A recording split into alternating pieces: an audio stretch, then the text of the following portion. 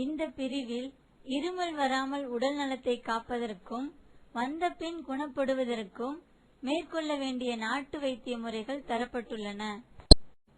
சாதாரண இருமலுக்கு எலுமிச்சை ரசம், தேன், கிளிசரின் ஆகியவற்றை சம அளவு கலந்து அருந்தி வந்தால் இருமல் மட்டுப்படும். சீரகம், கற்கண்டு சேர்த்து சாப்பிட்டு வந்தால் இருமல் விலகும். கூந்தல் பனங்கற்கண்டை சுவைத்து சாப்பிட்டு வந்தால் இருமல் அறவே ஒழியும். இலுப்பை பூக்கள் ஆய்ந்து சுத்தப்படுத்தி கசாயம் காய்ச்சி அவற்றுடன் பசும்பால் சேர்த்து சாப்பிட்டு வந்தால் இருமல் நீங்கும். கக்குவான் இருமல் ஒடுங்க மிளகு சுட்ட சாம்பல் 1 சிட்டிகை, மயிலிறகு சுட்ட சாம்பல் 1 சிட்டிகை இரண்டையும் பசுவெண்ணெயில் சேர்த்து நன்றாக குழைத்து சாப்பிட்டு வந்தால் கக்குவான் இருமல் ஒடுங்கும். மறிக்கொழுந்து சாற்றை சுத்தப்படுத்தி தேன் கலந்து அருந்தினால் கக்குவான் இருமல் ஒடுங்கும்.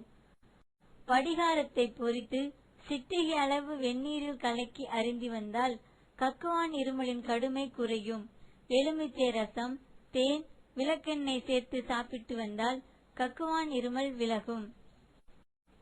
வறட்டு இருமலுக்கு சுத்தமான துளசி சாறுடன் கற்கண்டு சேர்த்து நன்றாக காய்ச்சி 1 அவுன்ஸ் அருந்தி வந்தால் வறட்டு இருமல் வராமல் போகும்.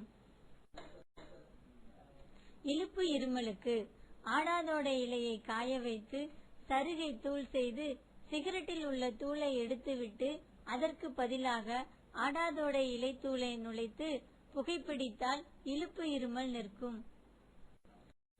இருமலுடன் ரத்தம் வந்தால் சப்பாத்தி பழத்தை முள், தோல், விதை நீக்கி சாப்பிட்டு வந்தால் இருமலுடன் ரத்தம் வருவது நிற்கும்.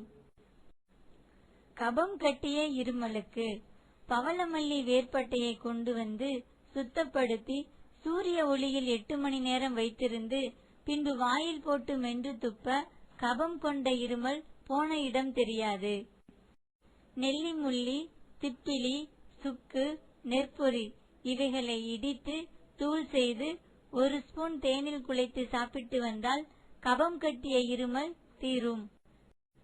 காச இருமலுக்கு ஆடாதோடை இலையை காய வைத்து தூளாக்கி நெல் பொரி சம அளவு எடுத்து சர்க்கரை சேர்த்து சுக்கு, மிளகு, திப்பிலி தூள் செய்து தேனில் கலந்து காலை மாலை 2 வேளையும் மாறி மாறி சாப்பிட்டு வந்தால் காச இருமல் குணமாகும். சீத்தாப்பழம் தினமும் சாப்பிட்டு வந்தால் டிபி இருமல் மட்டுப்படும். இளைப்பு நீங்க வில்வ இலைச்சாறு, துளசி இலைச்சாறு இரண்டிலும் 1 தேக்கரண்டி அளவு எடுத்து